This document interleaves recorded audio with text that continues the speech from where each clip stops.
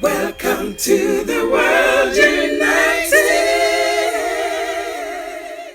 Welcome to the world united. So ADHIPEN Nandhiji is the founder of the Three Visions of ADHIPEN Temple.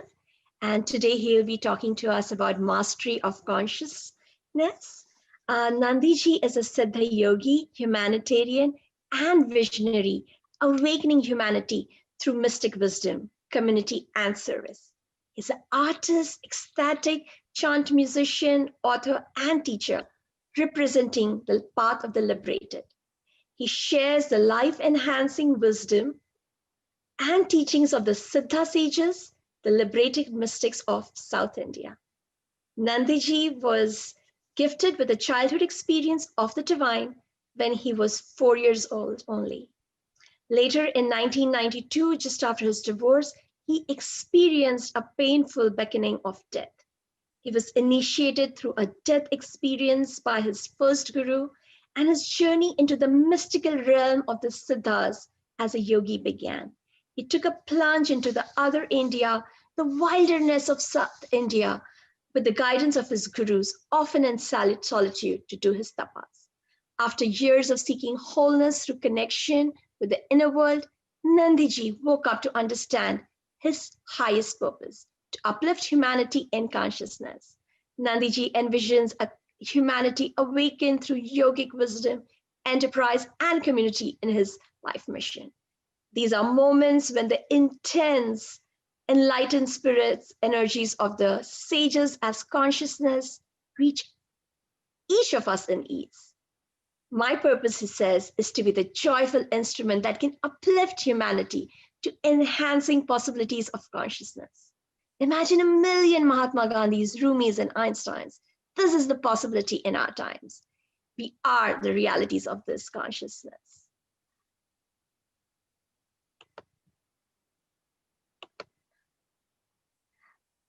Thank you Yes. so much, Nandhiji. And I just wanted to mention the beautiful flow of Prakashji talking about Patanjali, and then we going to the Himalayas with Karolji and the Himalayan wisdom, and now the Siddhas of the South. So really, I just divine synchronicity in just the flow of this event. Thank you so much. Thank you. Thank you for having me. And it is beyond inspiration to be here to to convey the wisdom of yoga.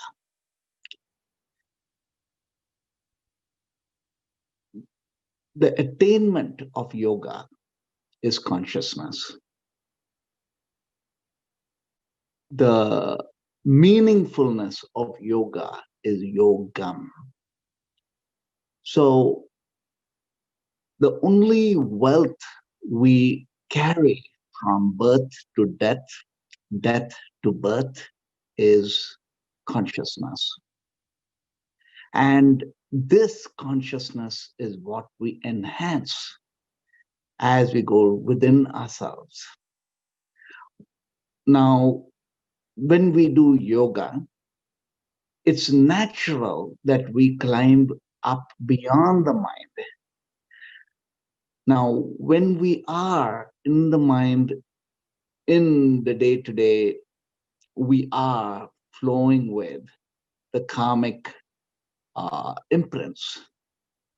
The moment we have decided to step out of it all, as Prakashji mentions, and delve into the practice of yoga, as Carol G mentions, we now step out to the greater possibilities, the possibilities of enormous potential, where thought is wisdom and wisdom creates heavens. Now, this state is called the states of Turiya. My guru, one of my gurus who was meditating atop Arunachala mountain for 18 years, he had not slept for 18 years. He was in the states of Turiya. How do you explain the state? What is he doing over there? It's like a stop spinning. And we see it stationary, but no, he is so universal. And this potential is within each of us. The moment we start doing yoga, we are able to rise up beyond the limits of our thinking. So this is as the mythical swan, which when we mix milk and water together, it's supposedly able to drink out the milk alone. But this actually is the yogic mind, which is able to take in the goodness and be able to work from wisdom. Now, as we expand consciousness, we are multiplying ourselves into the fields of enormous possibilities of the states of Turiya. The states of Turiya is mentioned by the sages as the realm of goddess Lakshmi, the realm of abundance, because any thought here in the states of Turiya manifests with ease. Now, not only is it that our thoughts has become potential, we are now like an eagle gliding above, seeing the whole wide picture, seeing the picture not just for ourselves, but for the entirety of humanity, not for now alone, but for all of the future. So in my journeys is the awakening to see consciousness can be reached to all. And this is my mission, the declaration of consciousness movement, to reach consciousness to every human. Now, consciousness is the intrinsic, absolute inherent right of every human. And that is, as we see from the yoga philosophy, the first is ahimsa. Most important is knowing that we are awake in the knowing of karma and dharma. Karma is that which we do to enhance our dharma, the good acts we do to enhance our dharma. Dharma is the grace that pulls us upwards. In yoga, in the yogic philosophy of push and pull, the push is discipline and practice. The pull is grace. The pull is the states of higher consciousness that aligns us to grace, and we are the receiving end of grace, constantly expanding. Now, in this expansive realm of the states of Turiya is the invocation of all the sages. In our pathway, we know Patanjali, but like Patanjali, there were so many sages who had imparted so much. Mother India is the land of sages, and there's so many of these beings. So one of my gurus, Siddha Rajasamy, would mention every day in his ashram, he would invoke all the beings of light. His mantra was invoke all the beings of light.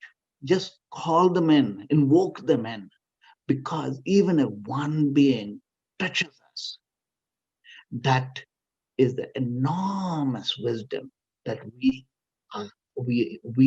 channel, that we are able to impart, creating heavens here as in our realities.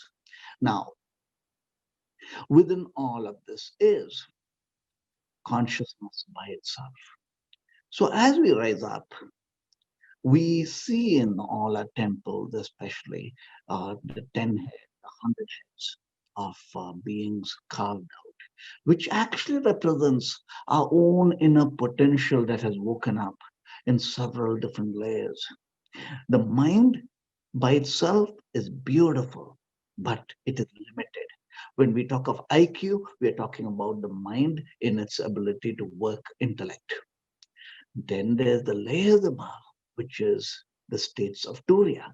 Here we are actually representing all the enlightened masters, and we are aligning that vibratory energies of the light into thought and wisdom and action. Here we know what is right, what is wrong. We are the spirit having the human experience, being the yogi. As a yogi, we now are able to move the frontiers of humanity by ways of our being. Yoga is the gift of our ancient sages. So each of us can be the vastness of whom we really are. And when that vastness of ourselves is awake, all the potential awakens. Siddhis, which is the potential, which is the extra special, unique dimensions of empowerment, each one of us have woken up. Now, as a yogi, we are the many as one. And being the many as one necessarily means being the joyful instrument of light and divinity. As in consciousness, as in the mastery, is comprehending now the mind itself. The mind is a beautiful instrument. The mind is, as an eagle, is just so empowering to utilize. The mind purifies itself in the sacred fires within. Yoga is also tapas, austerity, as Carol was mentioning. At all times, we are source connecting. We inhale from source, we exhale to source God. This constancy of source unions is tapas. And this tapas allows us to be expanding ourselves at all times. At all times, we are like a pillar of light, a vortex of being. And this vortex of light that we are as a yogi is that which not only protects us and guides us, but also constantly uplifts every energy field around us. So in this light of yoga, in the light of being the yogi, is time. Now, when we experience time, we are actually timelessness experiencing time. And oftentimes, when you step into the states of Turiya, we are the timelessness connecting to time.